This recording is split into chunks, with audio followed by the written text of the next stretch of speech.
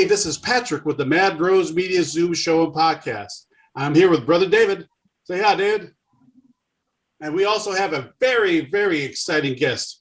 He's singer, composer, producer, actor, voiceover actor, and Grammy Award winner, Mr. Billy Vera. How you doing today, Billy? I'm just fine and dandy. How about you guys? Oh, we're great. We're great. We're excited to see you. How are things in California? Well, nice, warm, beautiful California sunny day. You know, can't complain. You know, I always said the greatest job in the world would be to be a weather girl in Los Angeles. Oh, wow. It's either 72 or 73 degrees. It's in the 80s up here in Washington. Yeah, no, we got 80 today too. Oh, nice. So you had a couple of shows sold out last weekend at Vitello's. Tell us about that. Well, it was our first show. It was our first show since the COVID, you know, since last part of 2019. And they sold out the first day the tickets went on sale, and the crowd was enthusiastic. And our pal Joe Pesci showed up, and that was the only celebrity. But you know, we allow him in. Unlike a lot of the celebrities, we don't really want them. I don't think you want to kick him out. No, Joe's a good guy, you know. He's just a great guy, in fact. So I always love when he shows up at the show. Were you nervous performing after being away so long? No. I've been doing this since like riding a bike, right? I've been doing this since I was in high school, you know. So cool. It's like falling off a log, man. Yeah. We were sad to hear that your friend Jerry Peterson had passed away of COVID. What was it like trying to do the show without him? Well, you know, in the past couple of years, he's had health issues anyway. Mm-hmm. So he hasn't always showed up for the gigs when he wasn't able, and even then, you know, he'd be sitting on a stool a lot of the time. So he sort of eased us into it. And it was sad to let him go. He stood next to me on stage for 41 years. Wow. You know, that's a long time. Did you know him before the Beaters? I did not, no. When we started the Beaters, it was the idea of Chuck Fiore, who had played bass for me back in New York. And he moved out here about 2 or 3 years before I did. And so when I came out to write songs for Warner Brothers Music Publishing, I ran into Chuck, and he said, "What are you doing on the weekend?" I said, "Well, Chucky, I don't know anybody. You know, I just kind of watch television." He said, "Well, why don't you come down to Venice, man? I play in a little bar with some real good musicians, guys that play on recording sessions and stuff like that. Come and sit in." So he said, "Maybe you'll meet some girls." You know, so I went down there, and we all hit it off, and that's really why we started the Beaters. Well, Chucky knew all the musicians, and he's the one that brought Jerry into it. But I'll tell you a funny story, which I told on stage the other night. Sort of after dedicating the night to Jerry, I thought to myself, you know,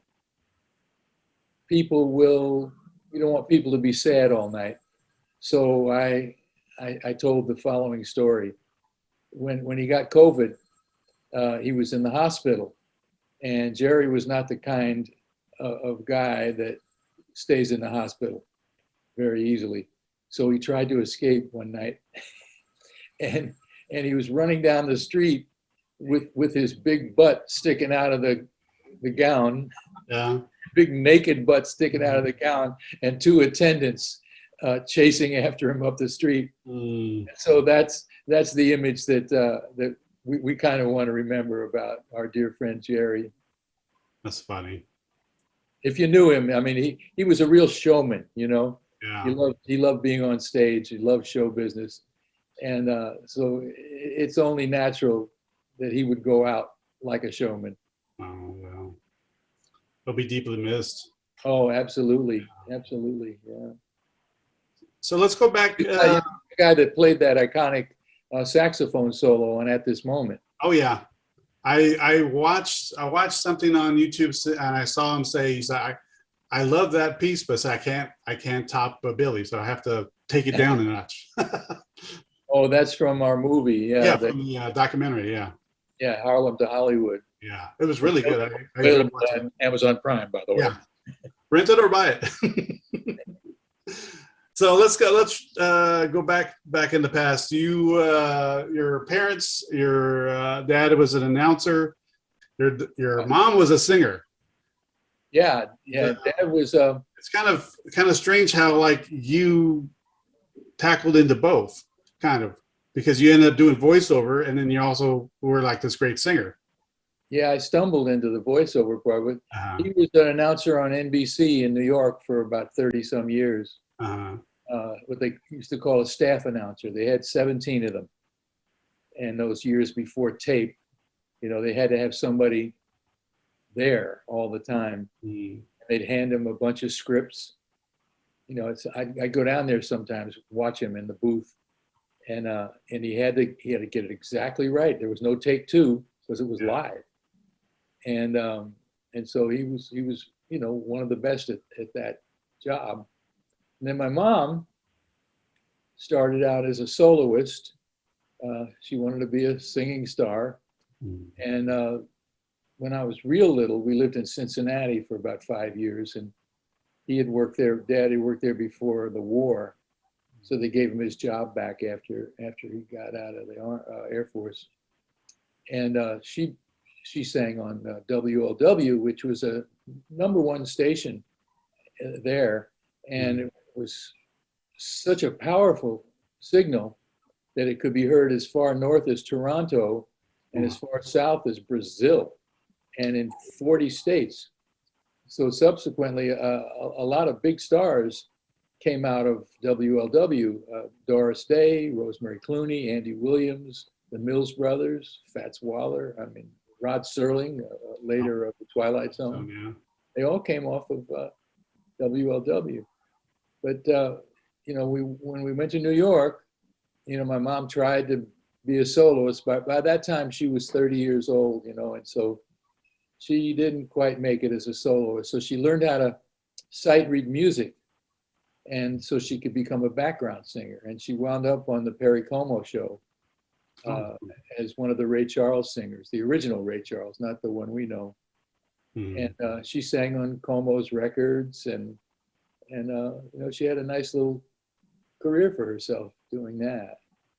Before you became a singer, you got inspired by Chuck Berry, but watching the documentary, I remember you saying you wanted to be a cab driver. Was that something you were interested in doing before you saw Chuck Berry? No, that was when I was about 7 years old, I thought the cabs were cool. Yeah. But I didn't really want to, as I got a brain in my head, I didn't want to be a cab driver.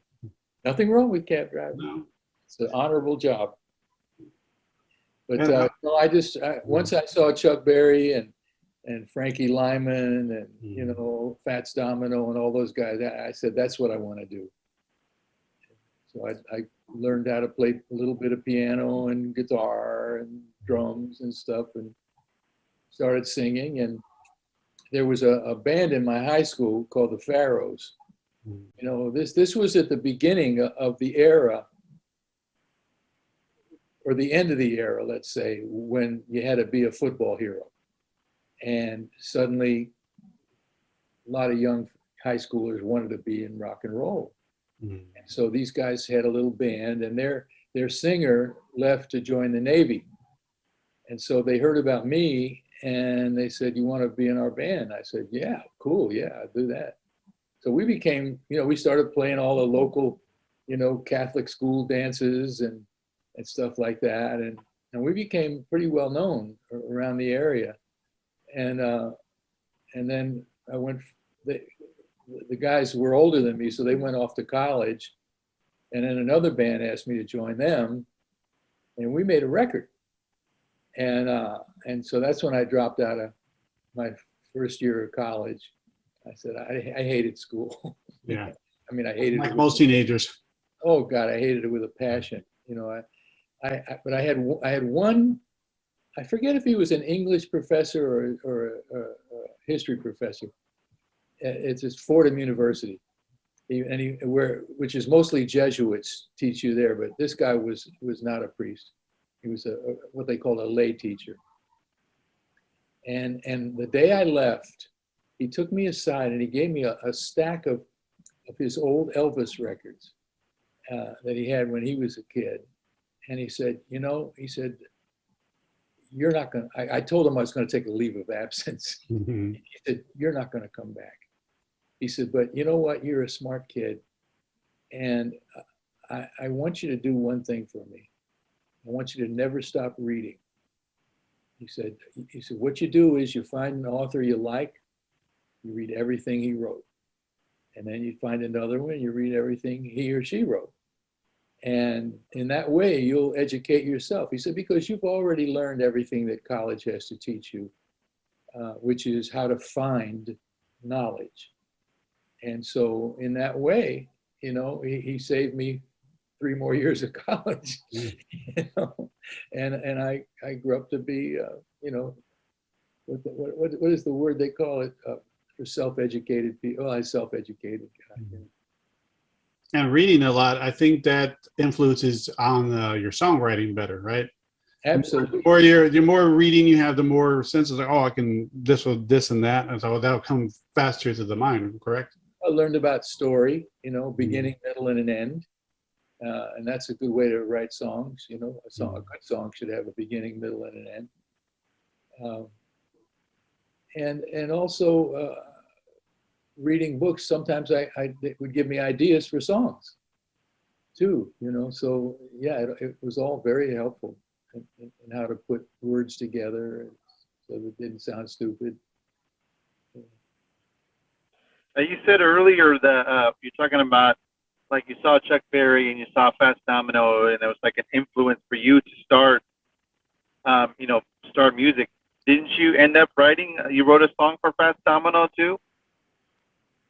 Yeah, my first song that got sold actually was the first song I ever brought to a music publisher. Got recorded by Ricky Nelson, became a minor hit record. So in those days, the music business was a cottage industry, and if you had a record on the charts, even a new kid like me, everybody on Broadway knew who you were or knew your name, and so you were able to knock on doors and they'd see you. So I ended up with a job writing songs for a publishing company, and they put me together with a fellow named Chip Taylor, who incidentally went to the same high school I went to. He was about 4 years older than me. And Chip was a great writer. He wrote Wild Thing and Angel of the Morning and a lot of great songs. So they put us together, and the first song he and I wrote together was called Make Me Belong to You, which became a hit for Barbara Lewis.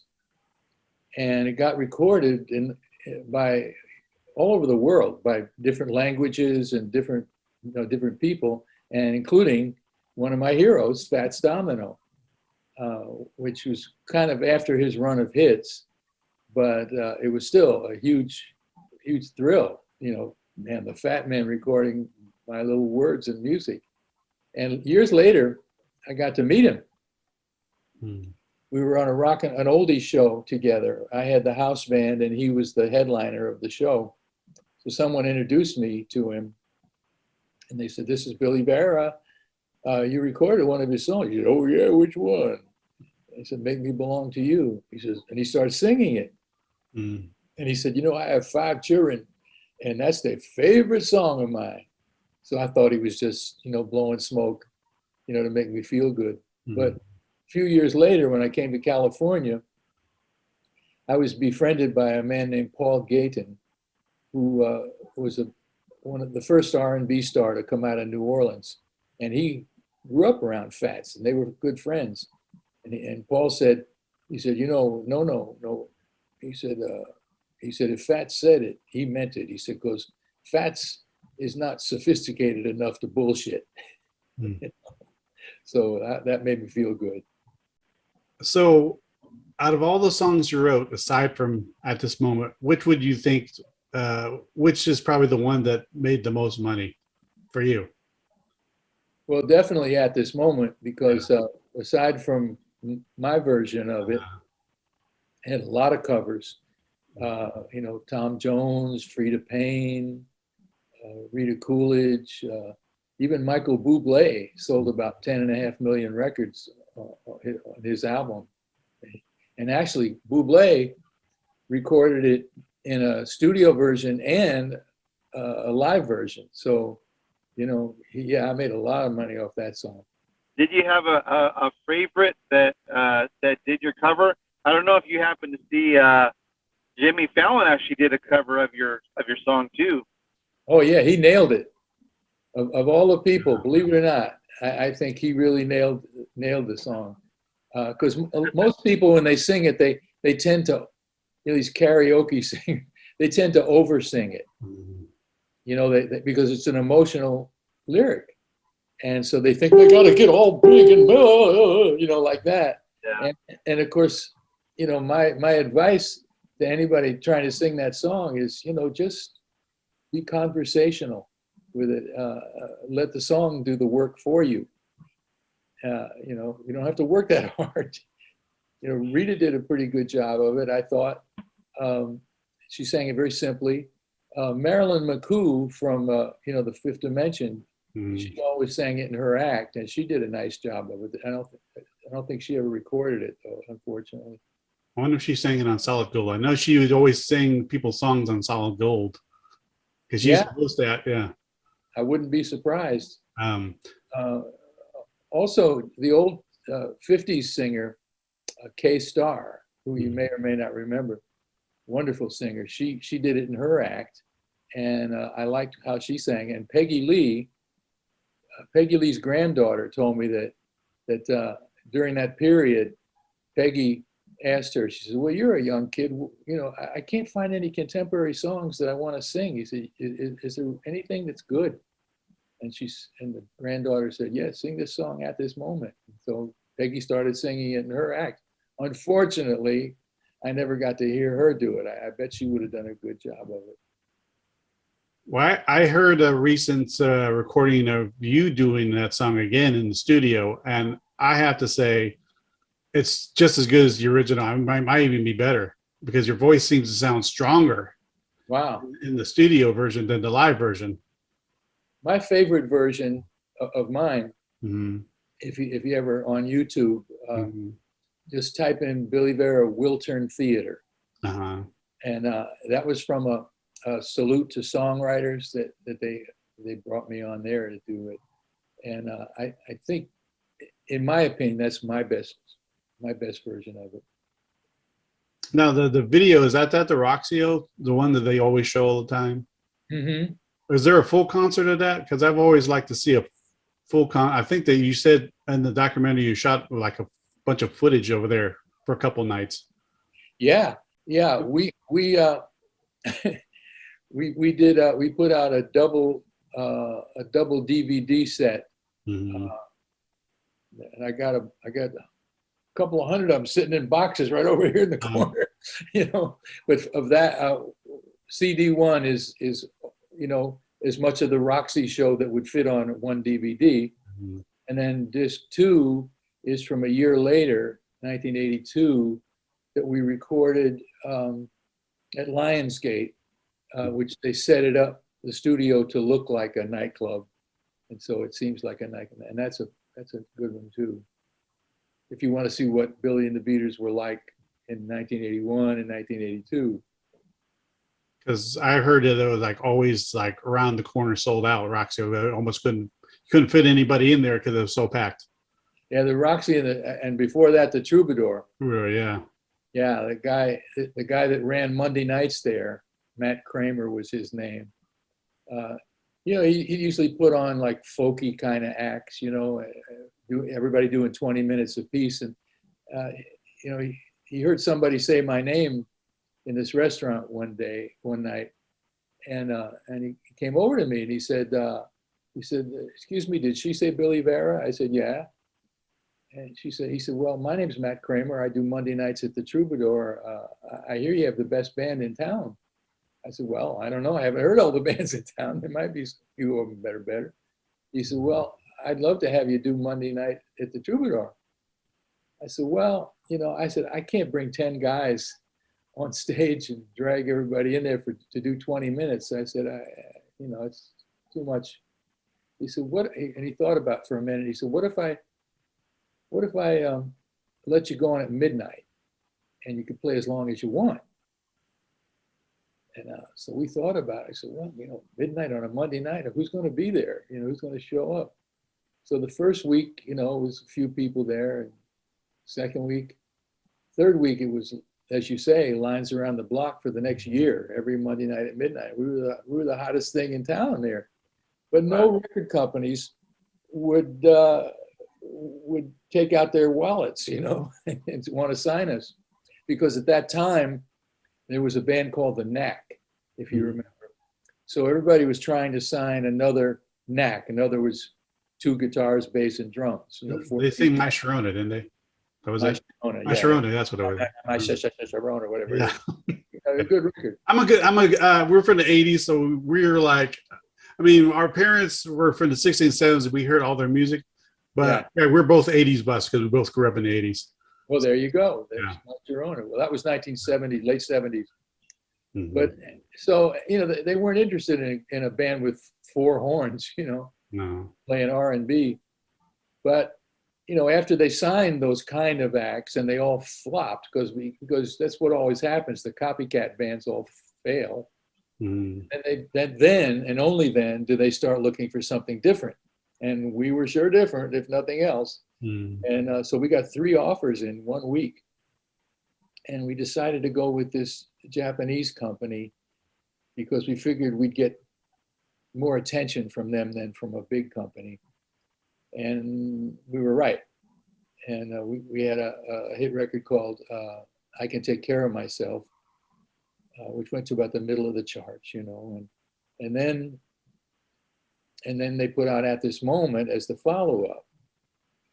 They brought us to Tokyo. We did the Tokyo Music Festival and we won the gold prize there singing At This Moment, But the company wasn't being run properly, they felt, the Japanese felt, and so they pulled the plug. Mm-hmm. And so right in the middle of At This Moment, got to number 79 and there was no more record company. So then we were without a record deal for the next 5 years. And I was eking out a living, on my old royalties and my songs and, doing the occasional acting gig, playing Thug of the Week or whatever they hire New York guys to do. And then finally, one day, phone rings, the golden phone call, guy says, my name's Michael Whitehorn, and I produce and write a show called Family Ties. And we were at the club the other night and we heard you do a song that we thought would be perfect for this episode that we have coming up. And so he couldn't remember the title. Nobody ever remembers the title of At This Moment. Mm-hmm. It's a lousy title, I guess. And so we finally figured out that that's what the song was. And so I said, well, call Warner Brothers and they'll give you a license to use the song. So they did, and I got a bag full of mail. Now, I had gotten songs on TV shows prior to that, but never got mail. They usually play them in the background and nobody hears them anyway. But this time it was, when Michael J. Fox and the girl are dancing together and it's romantic. And so I said, wow, I got mail. I said, maybe people like this song, Maybe I can get somebody to let me record it again and at another record company. Well, I went around and made some phone calls and nobody was interested. Nobody. And finally, I'm having lunch one day with a friend of mine, Richard Foos, who owned a record company called Rhino Records. And they put out oldies. And so we have a periodic lunch where we argue about mundane things, whose version of Mustang Sally is the best, stupid stuff like that. And I said, Richard, how many records do you need to sell to break even? He said, well, we have low overhead here at the company, and we can break even on a couple of thousand. I said, what if I guarantee you 2,000 sales? I could sell them in the club if I need to. At this moment, I had told him the story about family ties. So he said, yeah, go ahead, put together an album, of your best stuff for the record company. And so I did. And by the time they got it out, we had missed the reruns. So the next season, they do an episode where the girl breaks up with Michael J. Fox, and it's so sad. And they use the song again. Well, this time, the story of the episode, Boy Loses Girl, is the same as the story of the song, Boy Loses Girl. And somehow it resonated with America. And NBC told us they got more phone calls and letters than they ever got in the history of the network for any other song. And people started calling radio stations, record stores, and it was that rarity in the music business, which was a grassroots record. I mean, Rhino knew nothing about how to promote records or payola or any of that.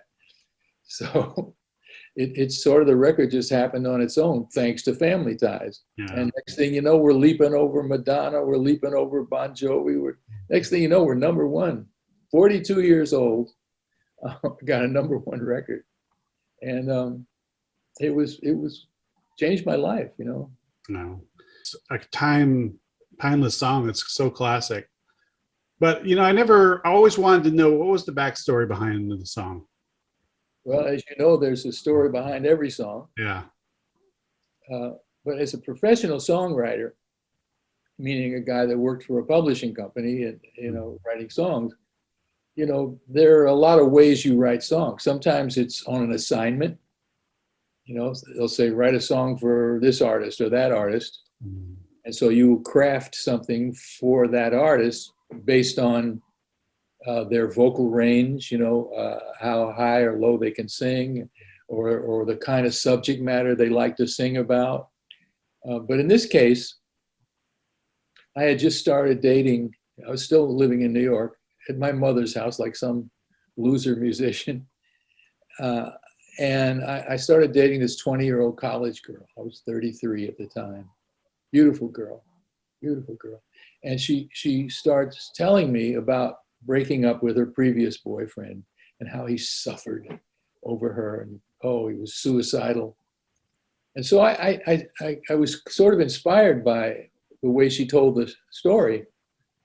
And I wrote the song from what I perceived as his point of view. But I couldn't finish it. I got to about, 2/3 of the way through the song, and I just couldn't figure out how to end it. And then a year later, when she broke up with me, then I knew that last verse came to me like that.